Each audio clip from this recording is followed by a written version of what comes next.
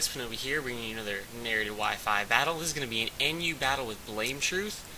He was on Skype, I was on Skype. I asked him if he wanted to NU battle. He said yeah, sure, because he wanted to NU battle too. So I'm just going to go ahead and go for the Hypnosis. Unfortunately for me, he is going to carry the Lumberry, and he's just going to go for a taunt to make it so I can't set up or anything. That's okay. I'm just going to go ahead and switch out to my copycat Fox. To obviously threaten it off with the stab fire attack. He's going to go ahead and go over the layer of spikes, which is good for him because it sort of makes it an uphill battle for me, meaning that he'll sort of always have this switch advantage where if he can wall my poke and make me switch, I'm going to be taking that continuous damage. One layer of spikes really isn't too much to be worried about, but as the game progresses, I'll definitely need to try to get entry hazards of my own up to even that out. So he's just going to go ahead and T-Wave while I power swap, just in case he was a special attacking set. And I carry an Aromatherapist, so I wasn't too concerned about the Parahax just yet. Switch out to my Handshake, and then I'm going to double switch into my In the Rough, predicting his switch. So that's a pretty good play for me, and it's going to force him to switch into his Dusclops, which is a Sleep Talker, as we're going to come to find. So that was a good play for him, predicting the obvious Hypnosis, making it so he could utilize that with Sleep Talk. To be honest, I probably would have switched out here if I were him, just because his moveset, I believe, is Rest, Sleep Talk, Will-O-Wisp, and Seismic Toss, giving him only, a 33% chance of breaking my sub, which obviously is going to not be very good for him. I could set up on him. Air Slash has a chance of flinch, Bug Buzz has a chance of special defense drop. It's sort of just a matter of time until some sort of hacks will present themselves, but we'll just kind of see what happens. He's going to go for another Sleep Talk, go ahead and break my sub, which is good for him. He opts to switch out here now that the sub's gone, maybe hoping I wouldn't sub again. I'm not too sure, but I do sub again. And he's going to go to Glalie so he can get a taunt off to kind of make it so I can't set up on him anymore with sub. I'd sort of argue that was a bad play, but, I guess that's just me. He's going to go into a Magneton, and I was I kind of had to make a choice here. Switch out, fearing the substitute, knowing I can't break it, or hope he's not subbed. Or a substitute Magneton, rather, sorry. And yeah, I'm going to make a good play and stay in. I saw he was faster to break my sub, which means he has to be Scarfed. So I'm just going to switch out to my fucking Bananas, because it's ground type, so obviously an electric attack can't hurt me. I'm going to force the switch and get to set up my Stealth Rocks, so it's no longer an uphill battle for me. I'm going to predict his Stealth Rocks and go back into my Yanma, because Yanma would take 50% damage from Stealth Rocks, which is definitely not good. Definitely limits the longevity I can set up with. Gonna go for the sub, thinking he might have to switch, not knowing if he has the rock move. He might be like an EQ, Toxic Counter, Stealth Rock, Rapid Spin, or whatever, something other than Stone Edge. Unfortunately for me, he does carry Stone Edge, so that Stone Edge miss kind of sucked for him, although I could have just kept subbing until he eventually missed. So he's just gonna Rapid Spin, and then get the heck out of there. Get out of Dodge, as they say. And he's going back into this guy, which he doesn't know when he's going to wake up, so he's going to have to make some risky plays, opting when to go for the Sleep Talk. He doesn't go for the Sleep Talk thinking he's going to probably wake up, because he has been asleep like 3 or 4 turns. I'm not completely sure of the count. And unfortunately for him, he's going to get the flinch when he wakes up, which there's a 30% chance of flinch with Air Slash. And I am going to just be able to finish him off with another Air Slash. So hacks have been kind of generous to me, at least in that particular exchange. But I guess that's a risk you take when using a Sleep Talker when you're, genuinely put to sleep, not through rest. And, yeah, 30% chance for flinch hacks. So he's going to go back into this Glalie, just so he can go for the Ice Beam to break my sub. I could have put him to sleep and then, gone for a sub again. But I knew I could 2-hit KO it, and I was thinking I'd put this guy to sleep. And I predicted him to predict my switch to Gligger, so he wouldn't go for the electric attack, and I thought I could survive one Knot's electric attack. So that's a good thought process for me. Unfortunately, my Hypnosis is going to miss, which it's like, 70-something% accurate with the Compound Eyes ability, so all in fair game. So I'm just going to bring in my Space Shark, because I know he's choiced. Like I said, he's Scarfed, and I am a special wall that obviously resists his move.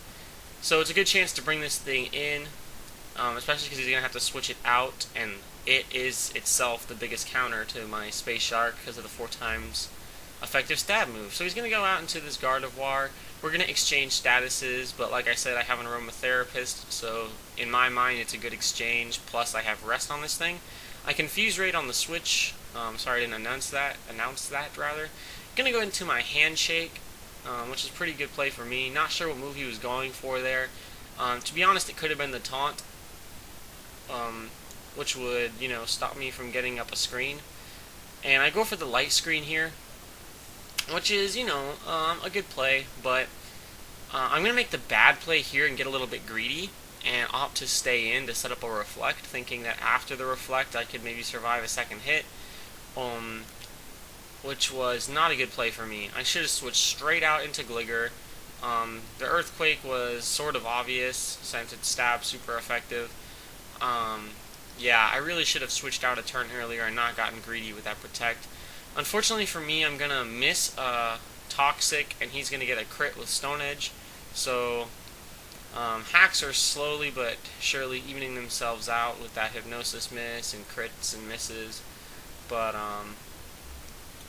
all that good stuff. I'm going to Roost predicting the obvious switch, and then switch here into my Land Before Time, who I don't believe I've revealed yet in this battle. And although we haven't seen the rest of his pokes yet, my Land Before Time is actually a great counter to a lot of the rest of his team.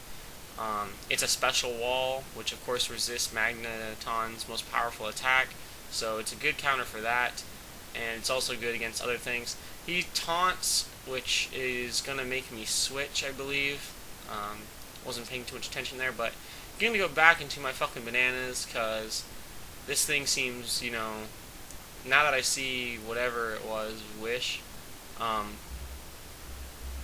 knowing this thing is, pure supportive. I have nothing to fear. I make a bad play going for the EQ. I wasn't 100% sure if he'd switch or not. I should have predicted it and just gone for the Toxic. That would have been a big help, but unfortunately I'm not going to do that. And he's going to make a good play predicting my switch to Meganium because it carries the 4 times effective stab move. So he's kind of just wearing my Meganium down with the entry hazards, which is great play on his part. The unfortunate part for him is that I'm both an Aromatherapist and a healer, so I can, heal this damage off, but that's why he switched into this thing specifically, so he could taunt me, which is good thinking. Unfortunately for him, I do carry the Leaf Storm, just for situations like this, so I can hit for some fairly serious damage, even without the special attack investment. Maybe he's predicting a switch here, I'm not too sure, but I opt to go for the Leaf Storm again, even with the -2, thinking that with the Toxic it'd kill. Luckily for me, that is going to be correct, and that's going to take out the Gardevoir, which is a big threat for me. He makes a smart play, bringing in the Magnezone. Well, actually, to be honest, it wasn't that smart. But yeah, I opt to use my Handshake now as death fodder, knowing it can't survive the attack.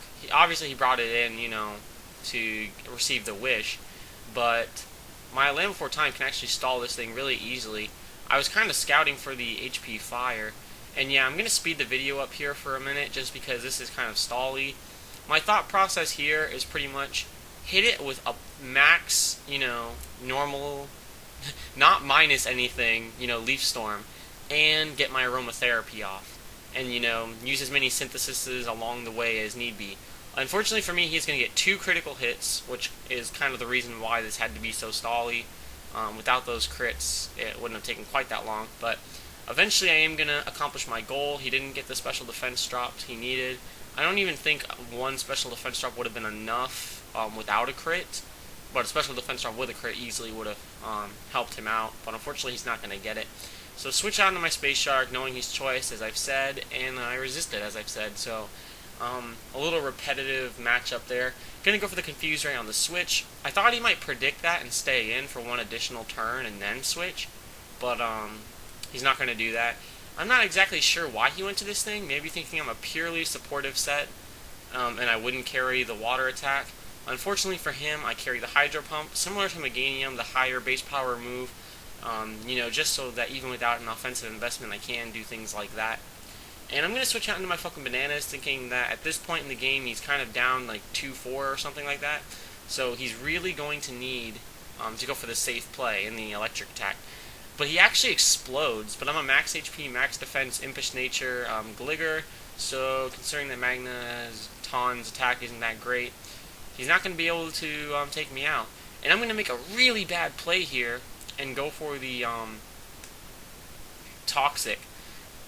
I got a little cocky in my, not really cocky, more like I thought I had 4 pokes, he has 2 pokes, now 1 poke. So I'm thinking I can wall this, I can stall this thing if necessary. But after the Dragon Dance, yeah, to be honest, if my Meganium goes down, there's a pretty decent chance that he's going to be able to sweep the rest of my team. So it really comes down to this, and I'm going to get a 6 HP survive. And thank God my Leaf Storm doesn't miss. For those that don't know, it has 90 accuracy. I was so afraid that that Leaf Storm was going to miss, and he was going to get that comeback sweep. So technically it was a 4-0, but it was way closer than that in my mind.